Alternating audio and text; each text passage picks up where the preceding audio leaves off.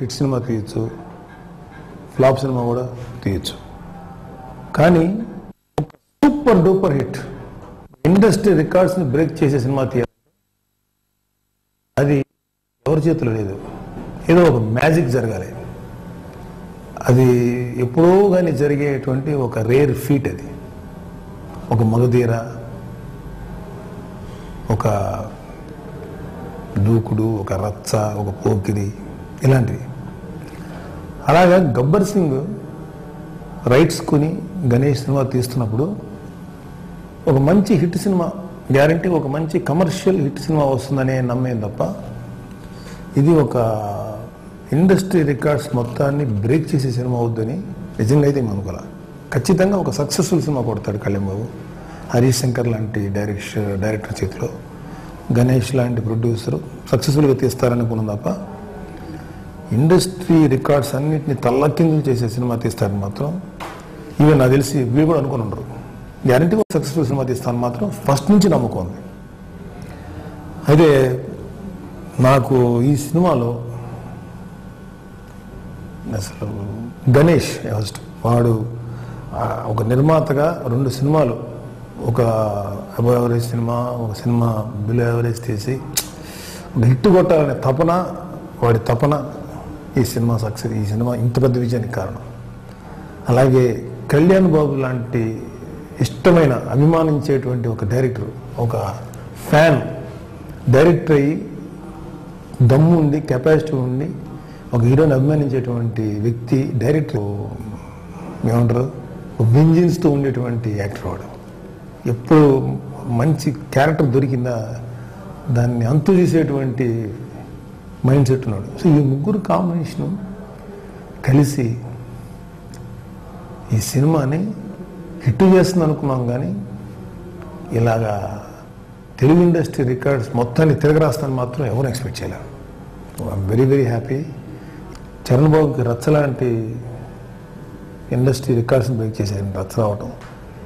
కళ్యాణ్ బాబుకి మొత్తం ఇండస్ట్రీ రికార్డ్స్ని తిరగరాసేటువంటి ఇంకో సినిమా రావటం. నిజంగా ఇవాళ మా బ్రదర్స్ ముగ్గురికి కానీ, మా ఫ్యామిలీ మెంబర్స్కి కానీ వ్యక్తిగతం చూస్తుంటే మా అందరికి ఇంత ఆనందించదగ్గ విషయం. అయితే అన్నయ్యని అభిమానించే అభిమానులకి వాళ్ళకు ఒక పండగ ఇది.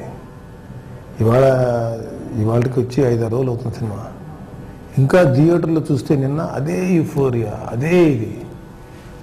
అంత్యాక్షరి సీన్కి అయితే అసలు 8 నిమిషాలు 9 నిమిషాలు థియేటర్లో non stop comedy.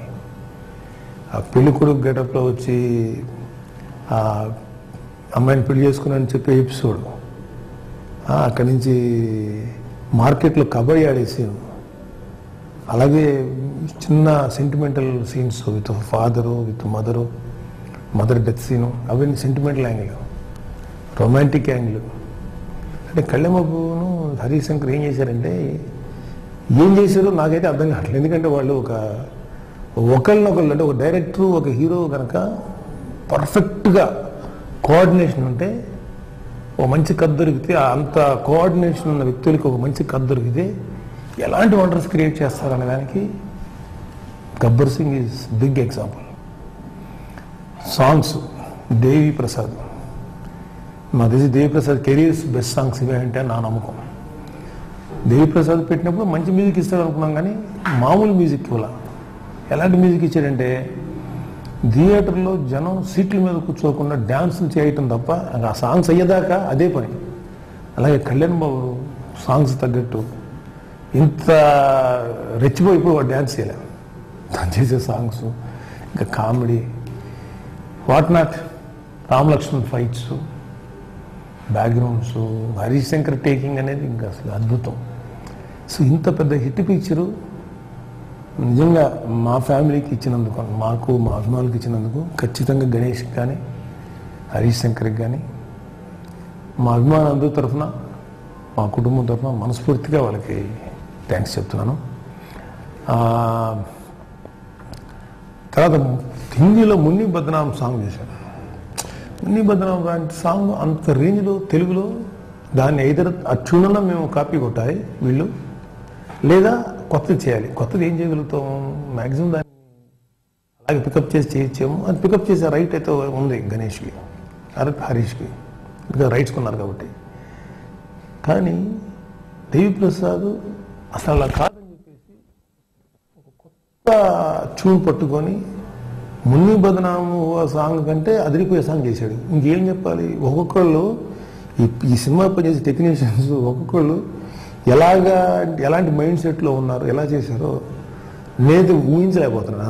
Hats off to Harishankar and love my brother Pawan Kalyan.